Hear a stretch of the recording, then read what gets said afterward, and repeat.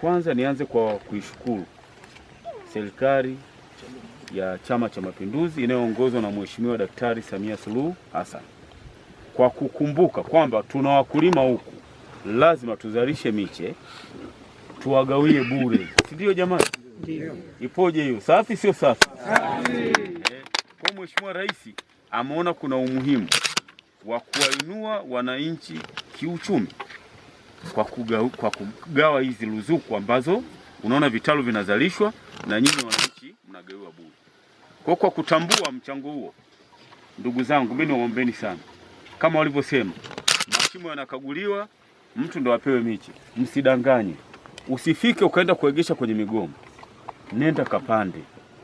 Leo utaona kama shida, ila baada ya miaka 1 2 utafurahia hichi ulichokifanya leo.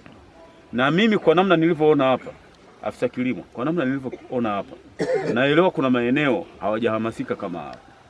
Yapo maeneo hawajahamasika. Tena mengine hata ya katani kwangu kule Njelela, maana naenda na waelekeza watu, jamani, hebu andaeni mashimo ya kahawa na nini. Naona kama hawajahamasika. Zile kahawa tuwaletee watu waliohamasika. Tuwaletee watu waliohamasika, wapande. Mwishoni halmashauri itapata kipato na wao watapata nini? Watapata kipato. Tusiache kule ikabalagazwa kule.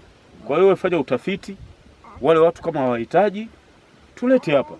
Gari la halmashauri lipo, sisi halmashauri tutaweka mafuta. Yaani sisi tutawafuata wakulima.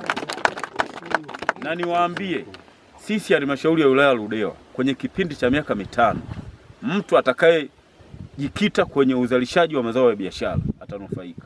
Sisi kama halmashauri tunataka kutenga fedha nyingi kwa ajili ya shughuli za uzalishaji wa mazao ya biashara. Utajiri upo shambani, si ndio jamani? Ndio. Kwa watu wa Mawengi, mimi niwapongezeni sana sana sana. Nianze kwa kupongeza kile kikundi ambacho kimezalisha miche hapa, kikundi cha Kahama. Hongereni sana. Miche ina ubora, miche mizuri. Yaani inaonekana ipo green, imehudumiwa vizuri. Hongereni sana.